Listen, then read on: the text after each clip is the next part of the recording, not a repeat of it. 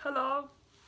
I've been reading a book called Grit, and it's about what makes people successful, essentially. And I'm only maybe like a third of the way through, but something that it started to make me think is, oh my gosh, what if I'm not gritty? Because the basic premise of the book is that the people who are the most successful are not the most talented. The people who are the most successful are the people who show up day in and day out and do the work, and that is what makes them successful. They have grit, they have stick-to-itiveness. And I tend to be quite a butterfly, or again, in the Barbara Sher sense of things, a scanner. And I am interested in tons of things. Like, I'm about to have 3 separate desk areas in our house up here because I have one desk for writing, and then I have another desk for like sewing and craft projects, and then another desk for like painting and then inspiration in general. And what an abundance of desk space, number one. But also, like, that's just how my brain works. And so when people trumpet, I have a friend who co-wrote the book The One Thing. You've seen it. And it's about like focusing on the one thing. And I have that book. I've read it, and I'm like, Jay, dude, this is so not me. And fortunately, people like Barbara Sher exist. And if you identify with me as someone who might be a scanner, someone who likes to look at a lot of things and do a lot of things, and lots of different things get you jazzed, then her books can be phenomenal for creating a way to exist in this world while maintaining your scanner sensibility. Our world isn't built for scanners. It's built for people who can focus on one thing, hence the one thing, and also so for people who can exercise grit in that same exact focused way. And so one of the things that I've been asking myself a lot lately is, do I even have grit? Like, do I have that self-discipline? Is it lack of discipline? And of course, Barbara Sher would say, absolutely not. That's not what it is. It just means that we move on from a project after we've extracted the value that we really need. And each scanner has a different rubric by which she measures the value. So I could come to closure, for instance, like, I'm not a yoga teacher anymore. I don't need to like continue trying to be a yoga teacher. I created closure with that part of my life. And yoga is not as huge a part of my life as it was for many, many years. I have my own home practice and go to classes occasionally. But it's not like I live and breathe yoga anymore. And some people would say, oh, you quit. And and I would say, no, I just moved on. And in fact, I saw that for me, my yoga practice was actually a training ground, a proving ground for my work as a speaker. And that teaching a yoga class to 30 or 50 people, I taught like 11 times a week, was my trial by fire in learning how to be a great public speaker extemporaneously without having to rely on slides or notes. And I didn't realize that until like into my foray into speaking, and I was like, oh, that's what yoga was about. Also, just for me personally, yoga provided a level of connection and significance when I was a single person in a town in my 20s.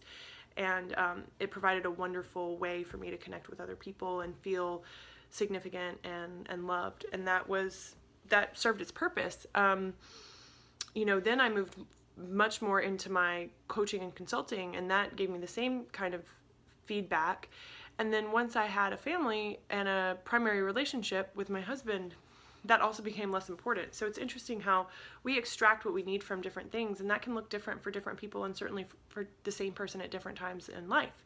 So all that to say, it's not necessarily about quitting. It's about moving on at a point when you are ready to move on. I wouldn't say I'm obsessed at the moment with ice skating, but I do it as much as I can.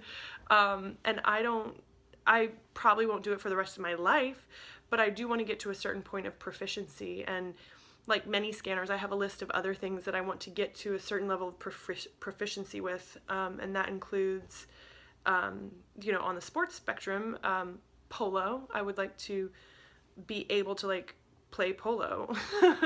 I also would like to be a better tennis player, and that will happen at some point. I want to be a better gardener. And yeah, so there are lots of different things that we have in our lives that as scanners doesn't mean that we lack grit.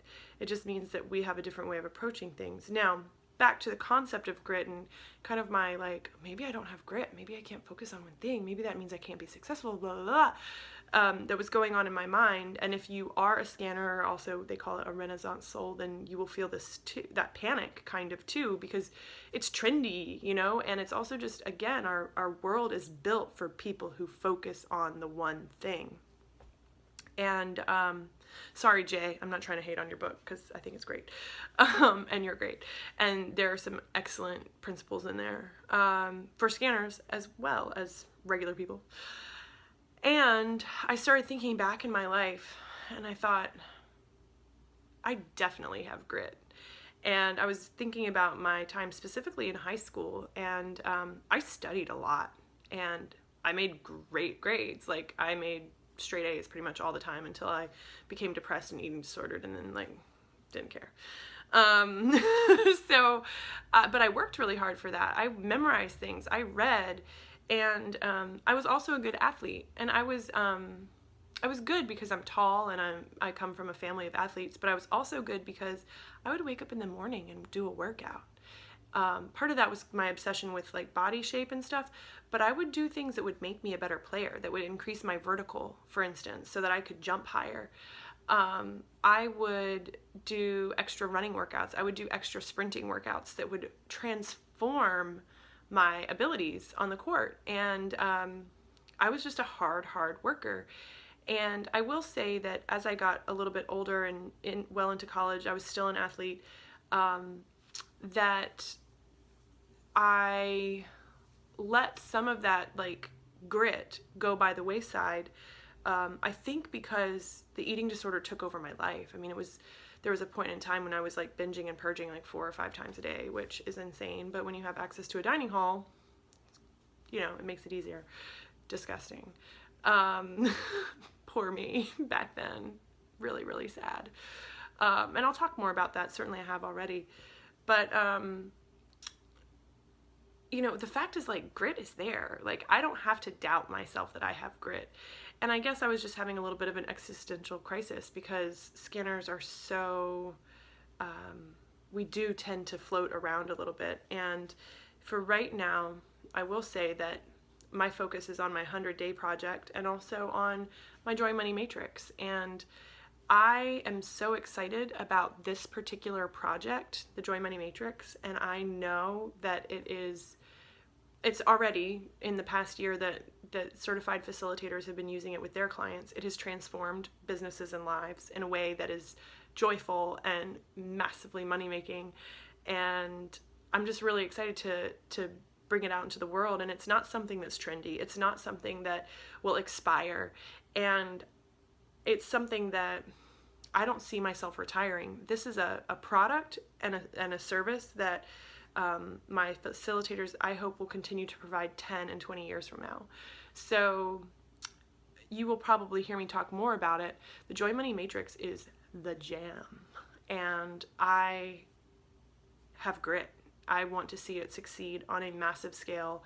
I would love to have 1,000 facilitators around the world working with it and working their clients through it. So I'm not stopping till I get there. Or in scanner parlance, until I've extracted the value that I'm meant to extract from that journey and that experience, which could be different, and I'm open to that. I think that's also a difference between scanners and other people, is even if we don't necessarily hit the goal, sometimes we're okay to wrap it up if it means that if it's because we're ready to wrap it up. So that was like kind of a big chat there. I just want to go back to some key points. Grit, great, fantastic book. I think you should read it. My babysitter / actor told me about it, and I always take her book recommendations. They're always great. And thank you, Catherine. So Grit, the book. The One Thing, the book, co-written by my friend Jay. Fantastic. And then if you're a scanner, like, just know that there's another way, and go check out Barbara Sher's stuff. And then finally, like, remind yourself of the grit that you have, of the times that you've exhibited grit and said, no, I can do this. I have the self-discipline. I have the self-worth to dig in and commit even when the going gets tough. And then finally know that, again, if you're a scanner, that if you have extracted value and you've gotten what you needed from that experience, it's okay to like wrap it up and move on and find closure. So with that, peace. I'll see you later.